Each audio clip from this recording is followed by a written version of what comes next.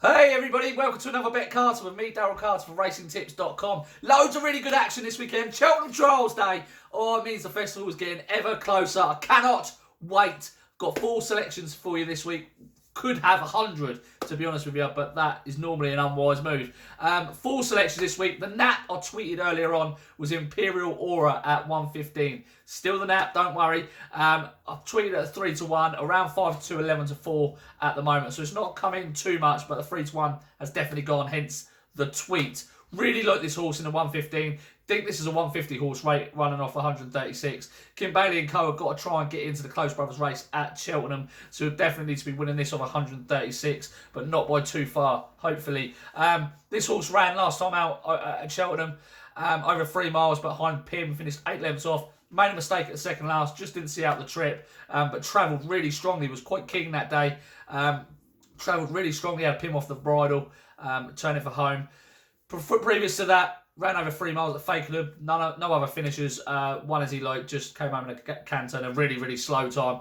I didn't expect him to stay 3 miles, but I didn't expect such an excellent performance. Now, if you go back to his Chepstow run at the beginning of the year over hurdles in October, the race is working out really well, and Imperial Aura ran really, really well from a prominent position, did the best of those on the front end, and just faded, being his first start of the season. Now, Champagne Court finished in front of Imperial Aura that day, but was receiving £12 and has now gone up £17 in the ratings.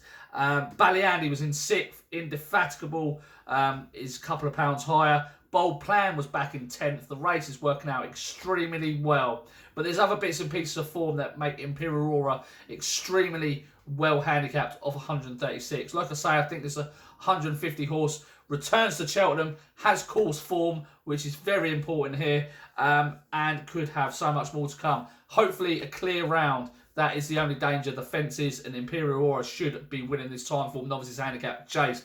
In a 115, the next race is the 150 at Cheltenham, and it's a handicap race, and the market's headed by Highway 101. I'm going to steer completely away from that. I'm going to back Cepage for Venetia Williams. I think this horse is the classiest horse in the race.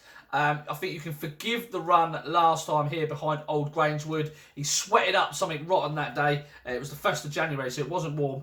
And I think you can just write that run off. I don't think he was quite right. Previous to that, he finished 2 3/4 lengths behind Warthog, who reopposes today. Now he's better off at the weights with Warthog and Spirit of the Games.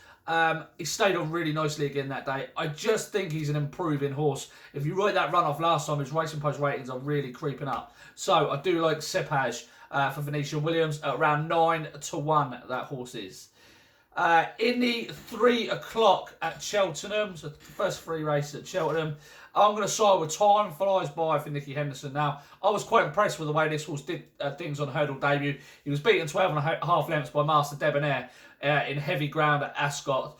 But I just liked the way he warmed to his jumping and he stayed on quite strongly. The form behind Israel Champ in his National Hunt Flat Run at this course is working out quite well.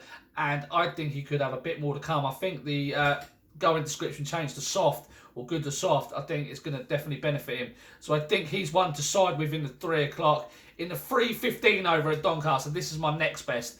Quintara, a horse of John Joe O'Neill's, ridden by John Joe O'Neill Jr. Around 9-1 is available with Bet365, but it's going quite quickly, I think.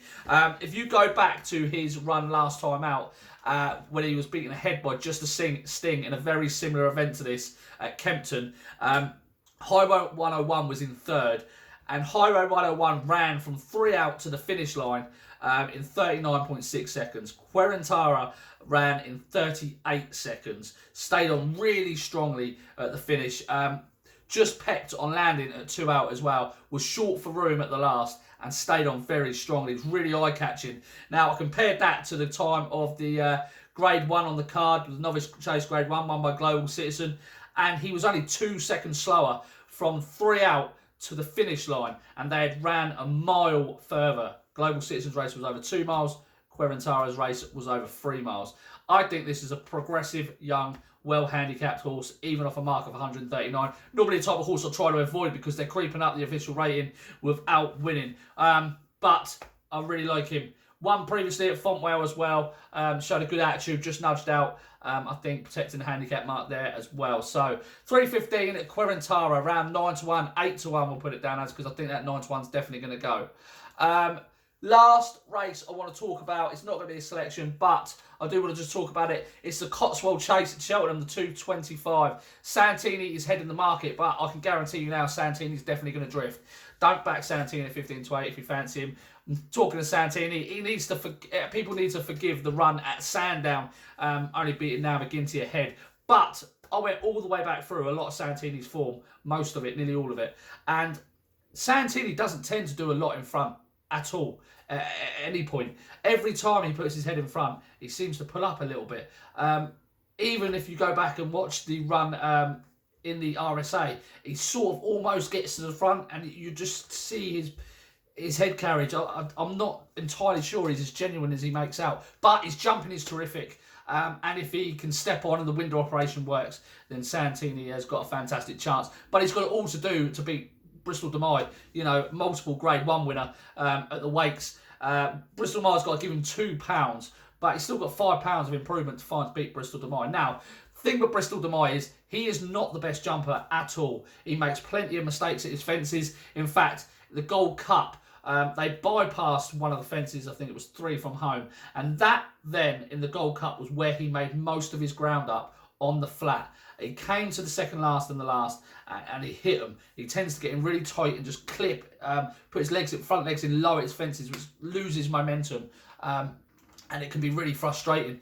But the thing with Bristol De Mai is dropped in Grade 2 company after more than a 50-day break. He's won both of his starts. And his form figures in Grade 1 company after a 50-day break read 1-2, 1-3, 2. The 2 coming against Lost in Translation, the 3rd coming in that Gold Cup, and the 2nd coming against Moit Boit previously. But I think the key with Bristol De Mai is that they haven't gone to Kempton this year. They bypassed it. He comes here fresh, which means he is the horse that you must be siding with. Slate House ran a poor time in the Kempton in the race behind where he beat Black Op at Christmas. Topville Ben, I couldn't have him. I don't think he's up to this sort of level. I can't see him finishing third in the Gold Cup. The Rash Counter is very interesting, but he's massively on the drift in the market. And Mr. Whitaker, although was impressive last time and just faded, looking like he really needed the run. I thought he was going to run in a handicap company, is going to be out of his depth here. So I think Bristol De Mai is definitely the one to side with. In fact, I've convinced myself I'm going to put him up as well. Bristol De Mai, 9-4. Have a wonderful Saturday. Hopefully those selections, 5 now, can bring you some joy. And I'll speak to you very soon. Thanks for listening. Sorry about the long video.